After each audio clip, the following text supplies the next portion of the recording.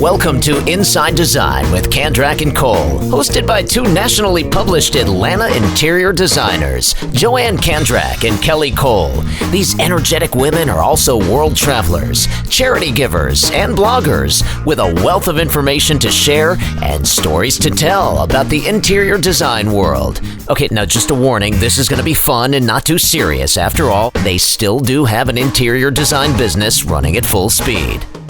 Hi, everybody. Thanks for joining us. This is episode 70 of Inside Design with Kandrac and Kole.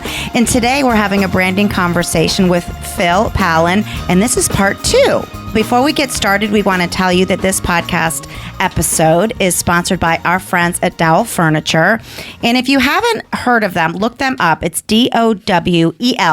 It's a fantastic company run by a brother and sister, Ray and Joanne, and their parents actually started their manufacturing company over 30 years ago, and they've taken over as of 2015. And we are just really impressed with their unique designs, their collaboration, their unique approach to furniture design. So they have partnered in their unique approach with several designers, starting with they've worked with Barbara Hirsch, and they work with our friend Mally Skok. And so we're really excited to be using their designs in our projects, and we'd love for you to check them out. They are Dowel, Dowel Furniture, and see what they have to offer. All right. So if you missed our very engaging and worthwhile episode 67 podcast, you might want to rewind before listening to today. We had so much fun spending time with brand strategist and everywhere, all over the world, speaker Phil Phalen, that we immediately invited him back for round 2. So a little background on Phil. We've worked with Phil. This is Joanne, by the way. Mm-hmm. We've worked with Phil in a variety of ways. We've done group coaching with him. He did a brand audit for us, which was extremely helpful. We had some fun with him in Vegas. He's been a podcast guest and a sponsor and so much more. And we are huge fans of his skill set and really believe that everybody needs a Phil in their Rolodex of important people. Welcome, Phil. Yay! Listen, you two, I'm so happy to be back here. I am so happy to be back here. How about that? 3 episodes later, and we're already back together again. I like that. That was quick. Awesome. Listen, we're going to have some fun. Round 2, baby. Here we go. Round 2. All right, so there's a lot to discuss, and being that Joanne and I just rebranded and launched our brand new website, kandrac-kole.com. Everybody go check it out. It was a lot of work and a labor of love, and so we know firsthand that everything matters. And so on your website, Phil, which is philphalen.co, everybody, philpallen.co. You talk a lot about your point of view on the importance of photography, establishing a brand identity, having a brand strategy, and also people's website design. So I'm wondering, I know that's a lot to throw at you, and it's going to take us a while to go through it, but I'm wondering if you can break down each of these and kind of give us your thoughts on why these are so crucial, because they all matter in creating a successful brand. Well, they all matter, and it's kind of confusing to know where to begin, right? I think that's the biggest challenge. Even this whole word branding, personal brand, company brand, it's confusing because people actually define this in all different ways. So one of my favorite definitions is Jeff Bezos, who says your brand is what people say about you when you're not in the room. And to build on that definition, people in 2020, people are talking about you when you're not in the room. So my whole approach to this, and I have a very specific process that we didn't talk about last time because I was too busy telling stories. But I'll give you the good stories. But today I'll give you the process so that it kind of demystifies what this is. So for me, branding is really control over the first impression you give others, particularly online. And so you've listed some of the very specific aspects of this, but here's how to approach it. And this is how I've approached it for a long time. I've been doing this for about 8 years. And regardless of industry, regardless of level of success or level of fanciness, I say that the process is exactly the same. Position your brand, build something to show for it, finally promote the heck out of it once you've positioned it properly and you've built, all some of those things that you mentioned. So positioning, which actually you guys have done the exercise with me, we do a brand audit, and that's where we look at, okay, what is it you love to do? What are you really good at? What's your competitive advantage? Where are you going with this? Combined with where is there a need?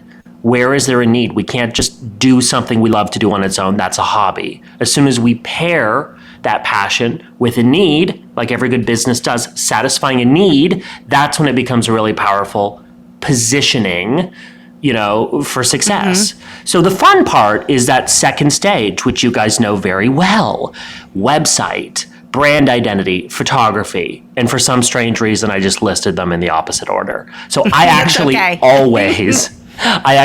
always start with photography, which is a bit controversial. I do. Yeah, I do. The first thing I want to do is photograph your beautiful faces, because there's going to be moments in that exercise, background colors, moments we can't anticipate or predict. And there's going to be moments that we want to let inspire the rest of the process. Okay, so that's why I start with photography. Then, that's exactly what happened for Joanne and I. We were doing a huge install in Kiowa, South Carolina, and Joanne had the brilliant idea to have a photographer come and just shoot us. The house wasn't completely ready for a photo shoot yet. And the photos that she took really drove the design, would you say? Yes. I mean, the pages laid out on the website according to the photographs we took that day. Yeah, they really did. Because we took a ton. We changed clothes 3 times. We've never done it that thoroughly. I know a lot of people say photography is so expensive or whatever, but you've got to do it. It's an investment. You have to. Photography is extremely important. Investment. It's the most important investment. So anyone who says, wow, photography is really expensive, my answer to them would be, yeah, so is that expensive outfit you bought to wear once at a wedding, to wear once on stage. People invest so much money into how they show up in real life: hair, makeup, clothes, outfit, shoes, accessories, diamonds, hello? And yet, why is our online presence an afterthought? It makes no sense. I'd rather right? I'd rather if for your photo shoot, go to Nordstrom and buy an outfit. They have a great return policy. So wear it for your photo shoot. Don't mess it up. And then return it the next day. And you say on your website that you don't really love headshots. I hate headshots. Yeah, because they don't tell me anything about you. Yeah. Yeah. They don't, I need to be able to look at a photo and get what you're all about in 3 seconds or less. I feel that has not changed. Technology, social media, trends have changed in the years that I've done this. But the one thing that hasn't changed is the purpose. What drives this? We're building an impression. We're soliciting an emotional response from someone when they see you, when they land on you, so they think of you instead of someone else. That's what this is. So I like parameters. I like rules. So exactly what you guys did, you took photos first, and that created some parameters for you that then, even colors that you're able to incorporate in your brand. It really helped us with the color palette too. We were, there's photos of us in a kitchen. There's photos of us, zhushing a bookcase. So you immediately can tell what we do. Yeah. So it makes sense. There was also a picture, and we didn't plan this, but Joanne was wearing a really pretty patterned top that was kind of navy blue and blush, and I was wearing a blush top, and it really drove our color palette, which is navy blue, blush, and chartreuse, based on what we were wearing that day, which we didn't even really plan. Yeah. Exactly. In all the years of doing this, people say, what should I wear? What colors should I wear? And actually, I've never, ever told someone exactly what to wear for their photo shoot? My answer to that is wear something that makes you feel like a rock star. If it's something that's already in your wardrobe, fantastic. We will sometimes have our clients like they put all their clothes, they lay them out. We sometimes get like, changing room shots of like, what do you guys think of this one? Or, didn't we did that as an exercise? Didn't we do that as an exercise with the group? And we did the group coaching with you. Yes, good memory. And I actually remember, how interesting is this, right? The power of color. I remember your submissions. I remember thinking, wow, I love all those colors. Those are so you. Isn't that funny? So after good cool. photography, what's next? So after good photography, we've got some parameters to inspire the rest of the process. I then move on to brand identity, which, by the way, is not synonymous with logo. So logo is one of about 7 parts of your brand identity. Mm-hmm. And as we start to explore how your brand should look, that's really what it is. Here are some of the pieces of that. You need multiple logo compositions because your logo needs to live in a variety of formats and contexts. For example, let's say you've got an email signature. Let's say you've got a logo that's horizontal or centered on your website. Maybe you've got a square version of it or a simplified version that's a favicon or a social media profile, right? That's square or circular. Favicon, which is that little icon that shows up in the top browser. So, yes, I didn't know that was the name of it. Okay. Yep. Which ours needs to change. I just noticed it still has the green K. Mine shows that little door. Oh, yeah. I got to refresh my... I see the door as well. Yeah. Okay. I'm seeing the door, so it's what's set. That word again? You're good. What's favicon? Favicon. Yeah. You learn something new every day. Okay, keep going. Yep. Full of little jewels like that. Trust me. So multiple logo compositions, typography. Right? What is your heading font? What's your body font? Is it one font or do you use different styles? How do they look together? Start to explore that in different layouts. Your colors, pick them. You can use variations of each one, but stick with them once you choose them, right? I mean, you were able to list them. Kelly, you listed the colors like, boom, you knew exactly off by heart those colors, and that's what we need to keep seeing. Decide and stick with it. And then we start to explore how it looks on web and how it looks in print. So business cards, brochures. If you go to conventions, do you have like one of those like pull-up banners? Do you have like your own little office set, for example, if you're filming videos? What are those? How does your brand live in every single context? If you're doing Skype interviews, your website, but also your Instagram, for example. Do you have templates for your stories? All of these types of things, we start to explore that. So that's really your brand identity. There's a lot of different components to it. And then let me ask you just really off the cuff question really quickly. What kind of business card do you like?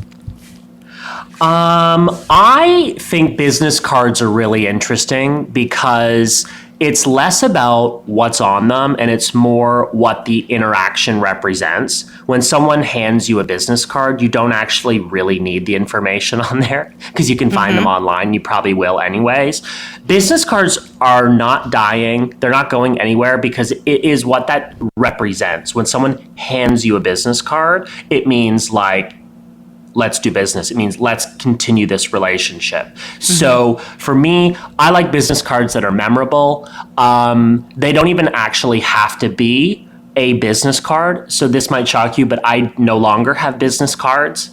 I have lip balms, branded lip balms, and I use those at conferences and stuff like that. Funny. Maybe we need branded Fireball.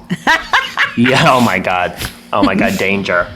Danger! That's a good idea. Let's connect and party. Right, exactly. I love that idea. I mean, people will remember it.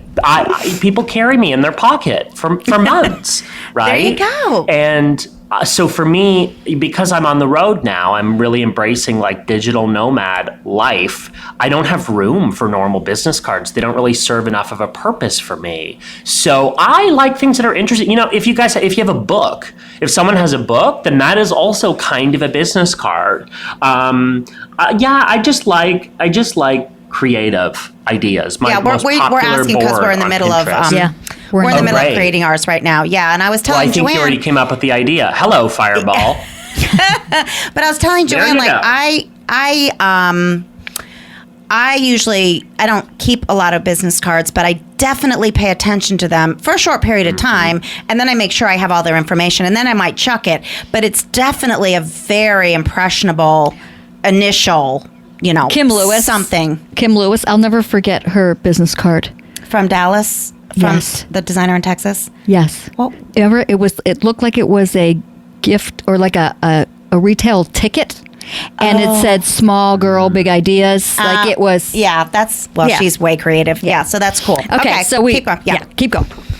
So So establishing yeah, your I brand was gonna- identity is just, it's a lot to think about. And, and I don't think that people really look at that in one package starting out. It kind of grows and they kind of build it over time, and maybe they lose some of their cohesiveness Yep. when they do it that way. Whereas when it's all done together in a very thoughtful way, it's more, like you said, decide what you're doing and do it consistent. It should have all the rules you need to create, basically. I open my brand board almost daily.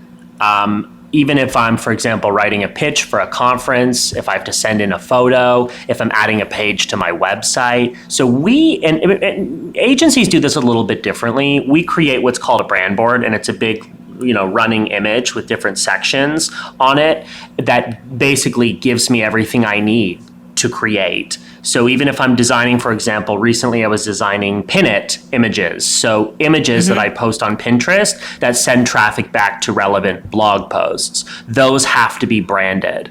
They have to look and feel related to my family of things out there. Like all of those little things are like little soldiers, that bring traffic back to whatever it is I'm creating. So if people want examples of brand boards, my website has over 40 clients that I've branded, visual branding examples. Not just because it's my own work, but actually I'm like, go there and get inspired if this is something you're doing for I've yourself. seen it. They're really, really good. So do you kind of just keep that in a Dropbox that you available to yourself that you pull from all the time, or how do you organize yourself? Because I find that's a lot of information to keep organized because we're constantly referring to it, but it's a lot of little pieces. I have it bookmarked. I have a shortcut to it on my desktop to just open it quickly. But I actually organize for every client. That's a good question. For every client and for my own stuff, I actually organize everything in 3 folders, which are the same steps of branding that I said to you. So all of our client content, all of the stuff is in 3 folders: position, build, promote. And that's how we keep track of it based on deliverables. So I know where everything is, and everyone on our team can access that remotely. We use Google Drive instead of Dropbox. Okay. All right. So then what's next? So we're now approaching the end of the build phase. So we've talked about photography first and why. We've talked about your brand identity and why that's more than just a single logo. Now is the fun part when all of these elements that we've built come together and you get to create your website. We might be replacing one that's a few years outdated. We might be building one from scratch, but your website is the first moment where copy and images and visuals meet, and it's very exciting. I'm a big fan of platforms like Squarespace. I mean, specifically Squarespace, I'm a fan of. It allows busy professionals to get in and out, to do what they need to do, to make updates very simple without having to learn a lot of new code and programming language and stuff that honestly, and we can attest to that. Easy to learn. We can attest to that because we just switched to Squarespace, and we've just been in it here and there a little bit, but it's so easy. Oh, thank God. And it's fun. Like, it's fun to use. People get all, they get all excited about launching their website, and they put so much, emphasis on that. And then what about like updates? What about blogging? What about things that keep people coming back? I'd rather you launch a less than perfect website and keep making it better rather than like saving up a list of things you need to do. Just do these little fixes every little day, add little things to it, and it will get better and better and better. Because I do think that people, kind of design their website and go, oh, phew, that was a monster off my back. And then they walk away from it for years. And then they walk and away. They don't realize that. And we're very guilty of that. I mean, we thought, oh, well, we're blogging, so we still have new content out there. But we really never went back to we added new portfolio and press as they came along. But that was really the only thing. But we didn't really go back and revise our verbiage or maybe update our photos of ourselves or whatever. And or add video. Which we still have to do. Yeah. So I think that people don't realize that it's a living, breathing thing that needs to be constantly updated, changed, tweaked, and not static. Exactly. And the good news is no one else has that list of necessary updates of things you still haven't done yet. Only you guys have that list, right? Only you know what's not there. So don't stress too much about that. Sometimes life gets in the way, and it might not happen today, so you can do it tomorrow. There's always things on the list that we don't get to, and that's completely fine. My point here is that busy working professionals like interior designers should not have to be bogged down in their own website. Squarespace has come so far. They should be paying me to say this for the record. Squarespace, if you're listening. Yeah. Phil needs a sponsor. Yeah, exactly. But they've come so far. It's as simple as doing your updates. Like on WordPress, you'd have to update your plugins and update the platform and do all of that stuff yourself. And then something conflicts and breaks. And no one needs that stress. I just love that it's like a one-stop shop, and it allows my very busy working clients to get in and out. It allows them to spend their day doing what they do to make money and what they love to do. So that's the final stage of the build phase. And then, we stick a for sale sign out front of the house that we worked very hard to build foundation up and stage. And now it's pretty and it's going to grab people's attention. It's got the right messaging based on our goals. Now it's like, how do we promote? Now it's just a matter of kind of thinking, where's my audience? What do I enjoy doing? If you enjoy Instagram, then there's a good chance you should probably be on Instagram if you enjoy it and you can, attract an audience there. So really now it's just a matter of ruling out possibilities and figuring out, where do I love to be and where is my audience? Where those two kind of intersect is where you should spend your time. Well, and that's a good point, because I think people get really overwhelmed by all the different social media, avenues and options, and it's just exhausting. So then they might not even do anything, or they dabble in everything, and then nothing is really strong. I can't remember a conference that they've always said, work on the platform that you're the most comfortable, that you like, and don't put a lot of energy there. Don't spread yourself out everywhere and be like really nothing to everything. Exactly. When you try to be everything to everyone, you effectively appeal to no one. Rather than being average on 10 social media platforms, I'd rather you be really good on 3, or better yet, a rock star on 1. Once you are a rock star on one platform, you can very easily build up the others. I have a great client example of this.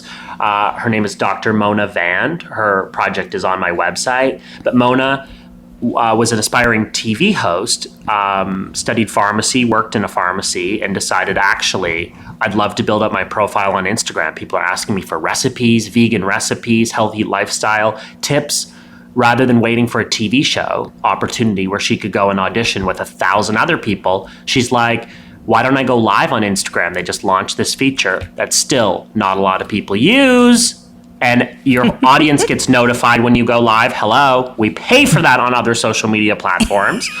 So every Monday she went, take note, people. And Phil's shouting, pay attention. Yeah. She went live for 1 hour every Monday, and she called it Mondays with Mona. And she's gone live every Monday for years. And she has almost 500,000 followers. And that is her sanctioned time to interact with her audience and her fans, her followers. So they know, they come to expect that. Your favorite TV show isn't on at a random time every week. Humans love routine, right? So not only is that useful for her audience, but it's more useful for her. People are asking her questions. She's like, that would make a great YouTube video. Now she has 500,000 subscribers on YouTube as well, because she built this platform first and then assign purpose to the second platform where she does longer pieces of content. That's how it works. Wow. So let me ask you this. We only have a few more minutes, and I know this, so you'll have to make this one a quick answer. But I noticed, like us, we have multiple design options. We have a podcast, we have a blog, and you too have a variety of content that's available to your audience. You have a blog, You have a podcast, you have ebooks, you have all these worksheets. So do you think that's good for everybody? Or how do people decide if they want to, reach out and do all that extra stuff? Yeah, you have to be realistic about how much time you have and how much also money to invest into your own marketing, and also like where your audience shows up. Where are they every day, and how can you get in front of them in an interesting way? So you can't do everything, and you especially can't do everything well. So what do you enjoy doing? If you enjoy talking, and meeting people, then a podcast is potentially a great idea as your long form piece of content. How can you be smart about using every marketing minute of your day? So if you spend 1 minute recording a podcast, if you were smart, which is what I'm doing right now, recording myself locally or with a phone, and I can write tweets from this. No one's going to know, right, that I'm taking my sound bites from a podcast and tweeting them out. But like, I always think, how can I maximize every marketing minute? How can I repurpose content so that my to-do list is like a little bit less? So I think it's just about being smart about how you use your time and what you enjoy doing and where your audience shows up. That's the most important thing. Well, the information that you have in your body is so amazing. I just can't even. So if people want to keep this conversation going, it is the best place to go to philphalen.co. Yeah, well, to engage. Yes, you can go to the website, philphalen.co. We have a podcast called Brand Therapy, where we get a stranger on the phone for 20 minutes and work through their branding and business challenges. They never leave without a solution, and they get excited about it. So that's a fun one. Kind of like eavesdropping on, conversations. It's kind of fun. Yeah. I love sending emails to my list. You guys both get my emails, and I really take a lot of pride in sending useful stuff. Thank you. So you can sign up for that, philphalen.co/list. I don't really sell a lot, like maybe once a year. For me, it's more of like, just keeping a rapport with people and friends I have all over the world. So and what super else? Good free information. For sure. Thank you. Yeah. I, my website, philphalen.co/examples will give you all kinds of ideas on the type of work that I'm doing. And if you listen to this, my challenge is just say hello on Instagram, which is what I check obsessively every day. Serious addiction. That's the quickest place to get an answer from me is at Phil Phalen on Instagram. Okay. Well, oh man, it's over already. Time for Fireball. Business card Fireball. Woohoo! This is our last episode of 2019. It is going out with a bang. Going out with a bang with Mr. Phil. I love it. All I'm right. so happy to be here with you two. It's just wonderful. Wonderful. Well, we love you, as you know, and we appreciate you sharing all your knowledge with our listeners. We're going to end with our quote of the day, and I only put in one because I knew we would run out of time with you today. You want to read it? Sure. Okay, so this comes from Jodie Foster. I'm not interested in being perfect when I'm older. I'm interested in having a narrative. It's the narrative that's really the most beautiful thing about women. And men. Yeah. And then I thought that was perfect for today's conversation. It's all about a narrative. Good choice. Yeah. All right, Phil. Well, happy holidays. 2019. You And too. cheers to 2020.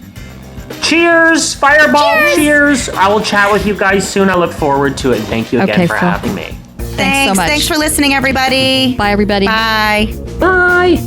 Join Joanne and Kelly weekly for a lively conversation about trends, travels to industry events, current design projects, the good, the bad, and the ugly, do's and don'ts, product recommendations, and more. Be sure to follow the fun on Facebook. They're on Instagram at Kandrac Kole, and of course, you've got to visit them online at kandrac-kole.com for more information.